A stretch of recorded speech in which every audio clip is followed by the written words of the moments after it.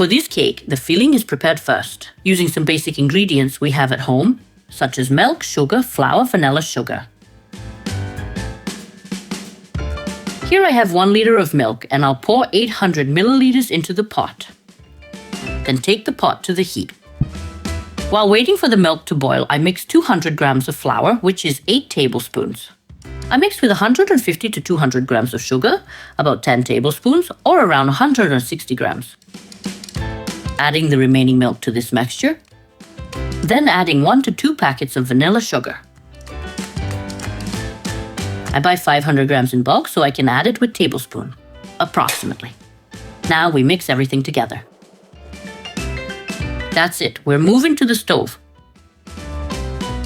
Just before the milk starts to boil, we add the flour mixture and stir until it thickens. Not wasting a drop of it. The flour pudding will thicken quickly. Keep stirring, don't step away. After about 2 minutes of cooking, the pudding reaches this thickness. And now it's time to remove it from the heat. Cover with a bag or foil and let it cool completely. Next, I'm making the layers. We need to make 2. Since they're made the same way, we'll only add 2 tablespoons of cocoa to one of them. So I'll prepare ingredients for both layers together. 6 eggs separated into whites and yolks, which I did earlier, not filming to save you time. We're whisking, adding 200 grams of granulated sugar, about 10 tablespoons. Turn on the microphone. The microscope? Oh dear. The mixer stopped working. Actually, no, the mixer is fine. Thank goodness. What was I doing? Mixing stuff. 6 egg whites with 200 grams of sugar.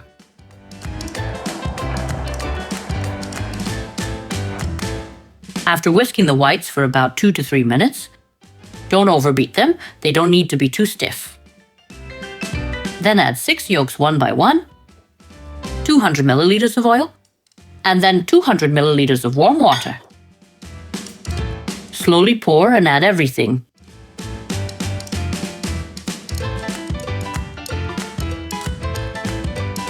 Next, use a sieve and sift in 250 grams of soft flour,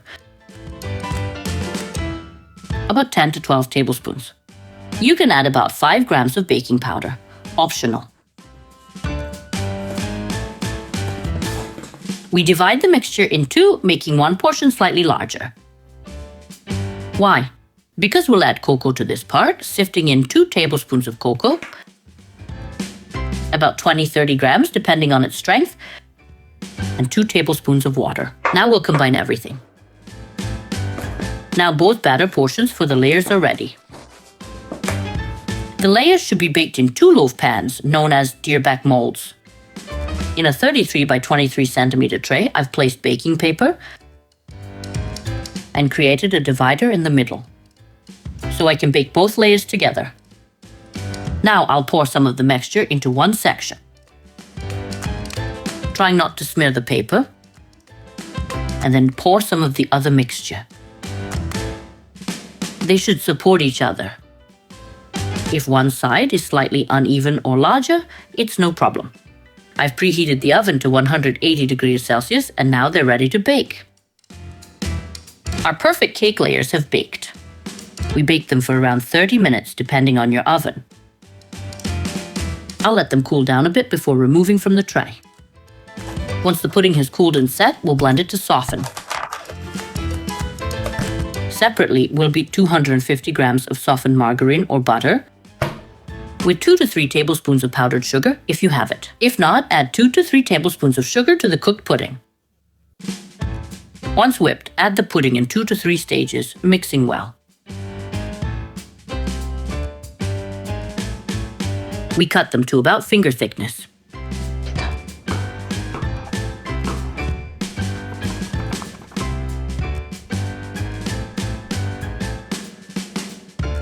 Take some cream and spread it on each piece.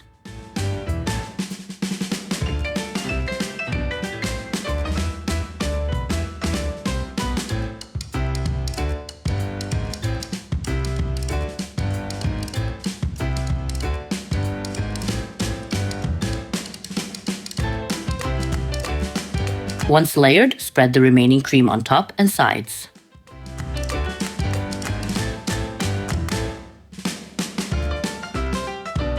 After frosting, refrigerate the cake before pouring the glaze.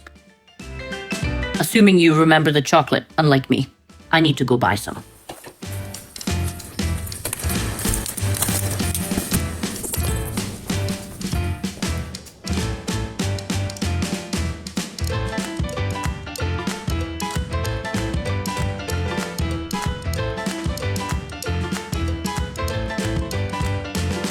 I melted 150 grams of chocolate with 4 tablespoons of oil for the glaze. I covered one completely and poured some over the other. The third small piece was gone overnight, eaten up. The cakes are ready. Now let's measure to see if we reached the meter. The small one was eaten. We'll count 20 centimeter for it. Let's see what it says. One side is 38 centimeter. And the other is 36 centimeter. With 36 and 38 plus 20, it's 94 centimeter. Not a full meter. Turn off the video. No upload. That's it. No video, but we'll eat it.